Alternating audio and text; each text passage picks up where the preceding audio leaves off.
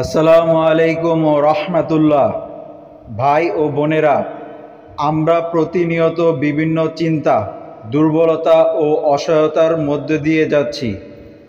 অনেক সময় মনে হয় যেন কিছুই আমাদের আয়ত্তে নেই। এটি এমন দোয়া যা আমাদের জান্নাতের পথে এক সোনালি চাবিকাঠি হয়ে দাঁড়ায়।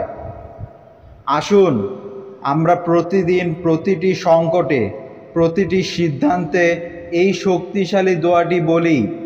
এই ছোট্ট বাক্যটি শুধু মুখের কথা নয়, বরং অন্তরের একান্ত স্বীকারোক্তি। আমরা শক্তি কিছুই নয়, সব কিছু একমাত্র আল্লাহর ইচ্ছায়। জীবন এক পরীক্ষা, কখনো স্বস্তি, কখনো ক্লান্তি, কখনো সুসংবাদ, কখনো বিপদ। এই উঠানামার মাঝেই একজন মুমিন আল্লাহর ওপর নির্ভর করে এগিয়ে চলে।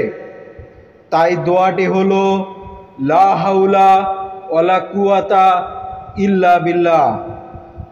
অর্থ, আল্লাহ ছাড়া কোনো শক্তি ও ক্ষমতা নেই। রাসূলুল্লাহ সাল্লাল্লাহু আলাইহি ওয়াসাল্লাম বলেন, সহিহ বুখারীর হাদিস, এটি জান্নাতের গুপ্তধনের একটি রত্ন। এই দোয়াটি মুখে বলা খুব সহজ, কিন্তু তার পুরস্কার পাহাড় সম। আপনি দিনে 10 থেকে 50 বার, 100 বার সুযোগ পেলেই বলুন।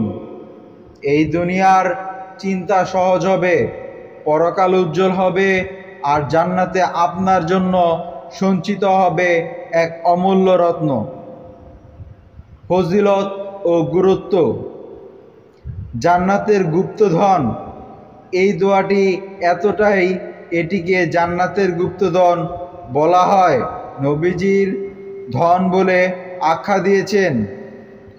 এটা এমন এক আমল যা দুনিয়ার দুঃখ, কষ্ট, হতাশা ও অক্ষমতার মধ্যেও একজন মুমিনকে আল্লাহর ওপর পূর্ণ ভরসা করতে শেখায়। আল্লাহর ওপর নির্ভরতার ঘোষণা।